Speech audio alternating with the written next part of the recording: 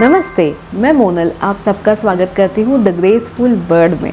आज के वीडियो में मैं आपसे बात करने वाली हूँ कुछ मेरे ख़राब एक्सपीरियंस के बारे में। जी हाँ, हम हमेशा कुछ आपसे अच्छे एक्सपीरियंस शेयर करते हैं जिससे आपको भी कुछ अच्छा सीखने को मिले, अच्छे आप प्रोडक्ट्स खरीदो। लेकिन इस बार मैं उल्टा करने वाली हूँ। ये 3 प्रोडक्ट्स के बारे में मुझे कुछ ख़राब एक्सपीरियंस आया है। अगर आपको भी ऐसे एक्सपीरियंस नहीं आने चाहिए ऐसा लगता है तो आज का ये वीडियो एंड तक देखिए। दिवाली के पहले मैंने एक हॉल आपसे शेयर किया था। मैंने ऑनलाइन सामान परचेस किया था, अमेज़ॉन से मैंने सामान परचेस किया था दिवाली के लिए। स्पेशली दिवाली डेकोर आइटम्स मुझे चाहिए थे घर को थोड़ा डेकोरेट करने के लिए। और ऐसे टाइम पे मैंने सबसे पहले जो आता है दिमाग में वो था कुशन कवर। तो मैंने कुशन कवर मंगवाए थे। ये आप जो देख सकते हो मेरे मोस्ट ऑफ दी वीडियोस में ये सारे कुशन कवर आपको दिखते हैं। ये कुशन कवर मैंने एक्चुअली किसी इन्फ्लुएंसर के देख के ही परचेज़ किए थे। यूट्यूब पे देखा था, अब बहुत बार मैंने इसको इंस्टा पे भी देखा था। तो मुझे भी लगा कि इस टाइप के कुशन कवर हमें चाहिए और थोड़ा सा कलरफुल अगर कुशन कवर होते हैं, फिर घर पे कुछ भी पर्टिकुलर एक चीज़ कलरफुल होती है तो उससे घर के अंदर वाइब्स भी बहुत अच्छी आती है। तो यही सब सोच के मैंने ये वाले कुशन्स कवर लिए थे। लेकिन इसमें प्रॉब्लम क्या थी कि इसके अंदर जो पहले तो मुझे बहुत अच्छी बात भी लगी थी वो कि इसके अंदर एक कुशनिंग भी है, पतली सी एक फोम की लेयर दी गई है। मैं आपको दिखाती हूँ, ये है वो कुशन कवर, ठीक है। और इसके अंदर अगर आप देखोगे तो एक पतली सी फोम की लेयर दी गई थी जिसके वजह से जो कुशन कवर है वो प्रॉपर बैठता है उसके अंदर, कहीं पे भी उसमें फोल्ड नहीं आती है। तो बहुत अच्छी बात थी ये। लेकिन जब मैंने इसे वॉश किया, इस पर बाय द वे कहीं पे भी मेंशन नहीं किया था कि आपको इसको कैसे वॉश करना है। मैंने इसे सीधा वॉशिंग मशीन में एक दिन डाल दिया और फिर बाद में मुझे रियलाइज़ हुआ कि शायद मैंने इसे वॉशिंग मशीन में नहीं डालना चाहिए था, बट तब तक कपड़े धुल गए थे। जब मैं कपड़े सुखाने के लिए गई स्टैंड पे तो पता चला कि इसके अंदर की जो कुशनिंग है, जो पतली सी फोम की लेयर है वो ख़राब हो गई है। अब वो कितनी ख़राब हो गई थी मैं आपको दिखाती हूँ। ये इसके अंदर से ये इस तरीके से ये पूरी ख़राब हो गई है। अब ये ख़राब हो गई और एक जगह पे जम गई। अब कुछ नहीं कर सकता इसका क्योंकि ये ख़राब हो गई है। मैंने जब कपड़े सुखाए तब मुझे पता चला कि उसके अंदर के जो छोटे छोटे पार्टिकल्स होते हैं कुशन्स के या फिर जो फोम के अंदर के जो पार्टिकल्स हैं वो बाकी के कपड़ों में भी लग गए और उससे मुझे लिटरली ईचिंग स्टार्ट हुई। मेरे हाथों में ईचिंग स्टार्ट हुई। फिर मुझे टेंशन आया कि ये ख़राब बात हुई है। मैंने कुशन्स कवर साइड में रख दिए और सारे कपड़े मैंने फिर से वॉश करने के लिए डाल दिए। मेरा जो एक्सपीरियंस था अभी तक का, इसमें यही बोलना चाहती हूँ कि अगर आपको कोई कुशन कवर लेना है पर्टिकुलर तो आप इस टाइप में मत लीजिए जिसके अंदर थोड़ी कुशनिंग दी है। एक तो वो प्लेन ही लीजिए जिसके अंदर कुछ भी कुशनिंग नहीं है, या फिर अगर आपके पास इस टाइप के कुशन कवर है तो आप उसे वॉशिंग मशीन में मत डालिए या फिर आप उसको बिल्कुल घिस के मत वॉश कीजिए। आपको सीधा उसको पानी से निकालना है और फिर उसको सुखा देना है। तो ये मेरा नॉट सो गुड एक्सपीरियंस रहा है ये कुशन कवर के साथ। जो मेरा नेक्स्ट प्रोडक्ट है उसका भी मैंने हॉल में ज़िक्र किया था। एक्चुअली मैं बहुत ज़्यादा एक्साइटेड थी। वो मेरा सेकंड प्रोडक्ट है वॉल डेकोर, वॉल शेल्फ़। मैं बहुत ज़्यादा एक्साइटेड इसलिए थी क्योंकि हमारे इस घर पे कोई भी डेकोर आइटम रखने के लिए जगह नहीं है। सो मुझे वॉल हैंगिंग या फिर वॉल डेकोर के लिए मुझे ये शेल्फ़ चाहिए था। और इस प्रोडक्ट का अनबॉक्सिंग भी मैंने वीडियो के में ही किया था, स्क्रीन के सामने ही मैंने इसका किया था। लेकिन उस टाइम मैंने सीरियसली मैं इतनी खुश थी कि मुझे समझ ही नहीं आया कि वो प्रोडक्ट डैमेज है।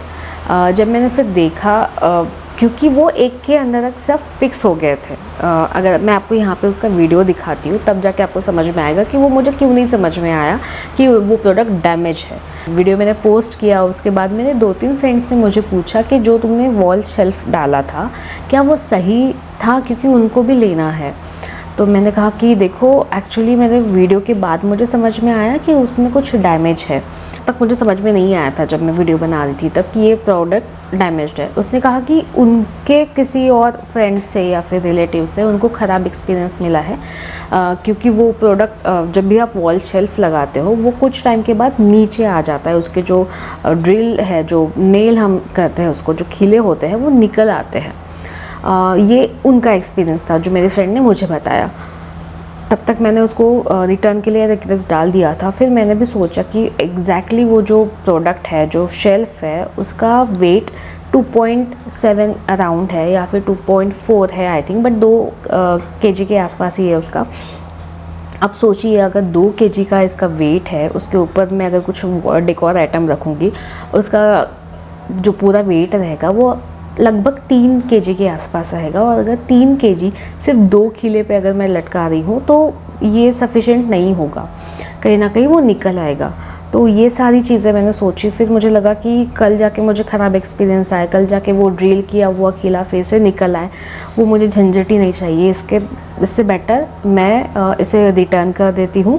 और नेक्स्ट टाइम अगर मुझे कुछ परचेस करना हो वॉल डेकोर के लिए या फिर वॉल ऐसे शेल्फ़ के लिए, तो उसका वेट मैं हमेशा कम रखूँगी।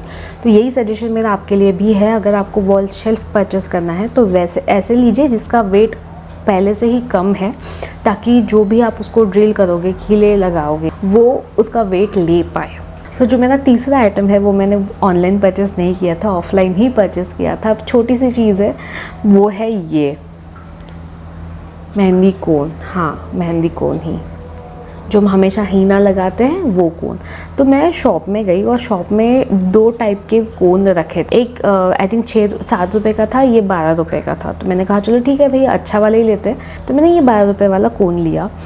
घर आने के बाद मेरी एक्चुअली नेबर ने इसको अपने हाथों पे लगाया और उसने पता नहीं क्यों उसने तुरंत उसे धो डाला, उसका कलर उस पर चढ़ गया था।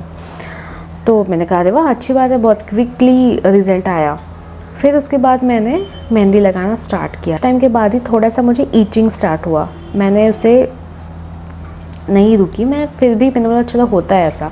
मैंने हाफ एन आवर के बाद पूरा मेरा हाथ वॉश किया और ऑब्वियसली इस हाथ से हम उसको रगड़े, क्योंकि वो मेहंदी गीली थी उस टाइम पे। तो मैंने ऐसे रगड़ के उसको पूरा निकाल दिया, मेहंदी वॉश किया मैंने। उसके बाद मैंने उसको साबुन से भी वॉश किया।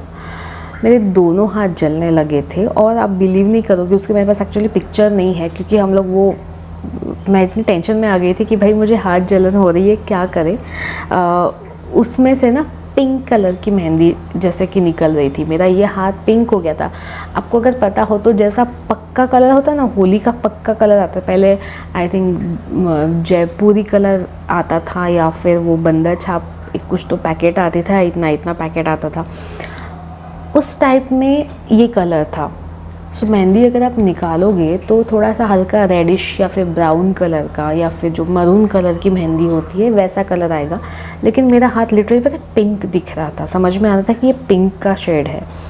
मैं तो उस टाइम पे तो, क्योंकि इतनी ईचिंग हो रही थी और जलन इतनी हो रही थी, मतलब ईचिंग भी हो रही है प्लस जलन भी हो रही है, अंदर से जलन हो रही है कि भाई क्या करूँ मैं अपने हाथों का, पानी में डालूँ, आइस लगाऊँ, समझ में नहीं आ रहा था क्या करें। तो मैंने मेहंदी के ऊपर देखा, कोन के ऊपर देखा। तो उस टाइम पे तो मेरे हस्बैंड ने मुझे एक टैबलेट ला के दी थी, बट मैंने वो टैबलेट खाई नहीं, मैं वैसे ही थी रात भर। लेकिन लिटरली मैं आपको बताती हूँ कि नेक्स्ट डे मॉर्निंग तक मेरा हाथ में जलन होती रही। ये है मेहंदी सदफ़, उसके ऊपर नाम लिखा है। ये सदफ़ मेहंदी मैंने सुना है जैसे प्रेम दुल्हन होती है वैसे ही ये भी होती है। इसमें लिखा है मेहंदी कोन 100% नेचुरल मेहंदी लिखी है, प्राइस लिखी है, उसका वेट है, बाकी उसके ऊपर कुछ भी नहीं है। और उनका आई थिंक एड्रेस है, यस उनका एड्रेस दिया है, उनका कस्टमर केयर नंबर दिया है और ईमेल एड्रेस भी दिया है। और इसके अलावा इसके ऊपर कुछ भी नहीं लिखा है। आपको चाहिए तो मैं इसकी पिक्चर भी आपसे शेयर करती हूँ या फिर दिखाती हूँ कि ये कौन सी मेहंदी है। ये 3 अभी तक मुझे थोड़े ख़राब एक्सपीरियंस आया है प्रोडक्ट से। आई होप आपके साथ भी इस टाइप के एक्सपीरियंस ना आए कभी, इसीलिए ये मैंने आपसे वीडियो शेयर किया है। तो ऐसे और भी बहुत सारी वीडियोस लेके मैं आ रही हूँ मोनल। मिलते हैं नेक्स्ट वीडियो में। और हाँ, अगर आपने अभी तक नहीं किया है तो प्लीज़ मेरे चैनल को सब्सक्राइब करना मत भूलिए। मिलते हैं नेक्स्ट वीडियो में, बाय।